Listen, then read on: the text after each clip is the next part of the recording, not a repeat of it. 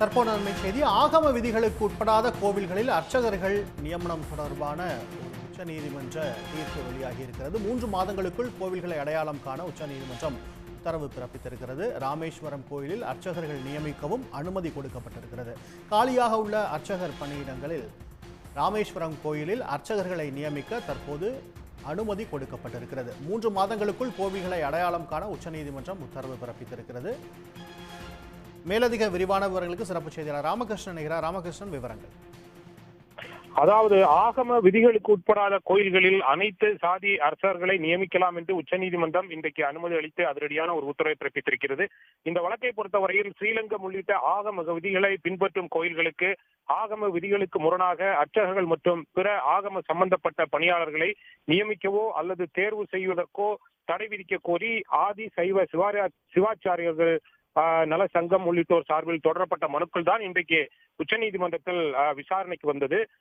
தமிழகத்தில் உள்ள கோயில்களுக்கு அர்ச்சகர்கள் நியமனம் செய்ய கோரிய வழக்கு உச்சநீதிமன்றத்தில் நீதிபதி எம் சுந்தரேஷ் தலைமையிலான அமர்வு இன்றைக்கு விசாரணைக்கு வந்தது. அப்போது தமிழக அரசின் சார்பில் ஆஜராகியிருந்த வழக்கறிஞர்களை பொறுத்தவரையில் 2500க்கும் மேற்பட்ட அர்ச்சகர்கள் பணி காலியிடங்கள் இருக்கின்றன. அதனை நிரப்பும் வகையில் உச்சநீதிமன்றம் ஏற்கனவே இந்த வழக்கு தொடர்பான வழக்கு விசாரணையின் போது பிறப்பிக்கப்பட்ட தடையை உத்தரவை நீக்க வேண்டும் என்று கோரிக்கை வைக்கப்பட்டது. மனுதாரர் தரப்பில் ஆஜரான வழக்கறிஞர்களை பொறுத்தவரையில் ஆகம விதிகளை பின்பற்றும் கோயில்கள் மிக குறைந்த அளவிலேயே தமிழ்நாட்டில் இருக்கின்றன. அந்த கோயில்களுக்கு நியமனங்கள் செய்யக்கூடாது. பிற கோயில்களை பொறுத்த வரைக்கும் அர்ச்சகர்கள் நியமனம் செய்ய தங்களுக்கு ஆட்சேபனை இல்லை என்று கோரிக்கை வைக்கப்பட்டது. தமிழக அரசை பொறுத்தவரையில் உச்சநீதிமன்ற உத்தரவின்படி ஏற்கனவே இருக்கக்கூடிய சட்ட விதிகளின் அடிப்படையில் அர்ச்சகர்கள் நியமனம் செய்யப்படும். எனவே இந்த விவகாரத்தில் உச்சநீதிமன்றம் தனது தடை உத்தரவை நீக்க வேண்டும் என்று கோரிக்கை வைக்கப்பட்டது. மேலும் கோயில்களுக்கு அர்ச்சகர்கள் நிர்வாகிகள் உள்ளிட்டோருடைய நியமனம் செய்ய அரசு தயாராக இருக்கிறது.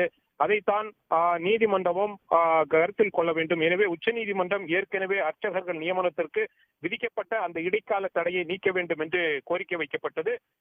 நீதிபதிகளை பொறுத்தவரையில் ஆகம கோயில்கள் மற்றும் ஆகமம் இல்லாத கோயில்களை 3 மாதங்களுக்குள் அடையாளம் காண உத்தரவு பிறப்பிக்கப்பட்டது. அதே போன்று ராமேஸ்வரம் கோயிலில் அர்ச்சகர்கள் மணியம் உள்ளிட்டோர் நியமிக்க தமிழக அரசுக்கு உச்சநீதிமன்றம் அனுமதி வழங்கி உத்தரவு பிறப்பித்திருக்கிறது. மேலும் ஆகம கோயில்கள் அல்லாத கோயில்களில் அர்ச்சகர்களை நியமனம் செய்யலாம் என்பதும் உச்சநீதிமன்ற நீதிபதியினுடைய உத்தரவாக இருக்கிறது. வழக்கு என்பது செப்டம்பர் மாதத்திற்கு ஒத்திவைக்கப்பட்டிருக்கிறது. எனவே உச்சநீதிமன்றம் பிறப்பித்த அந்த இடைக்கால உத்தரவு என்பது தற்காலிகமாக நீக்கப்பட்டிருக்கிறது என்பதுதான் இந்த வழக்கினுடைய சாராம்சமாக இருக்கிறது. உங்களுக்கு நன்றி ராமகிருஷ்ணன். உடனுக்குடன் செய்திகளை தெரிந்து கொள்ள சன் நியூஸ் பெல் ஐகானை கிளிக் பண்ணுங்க.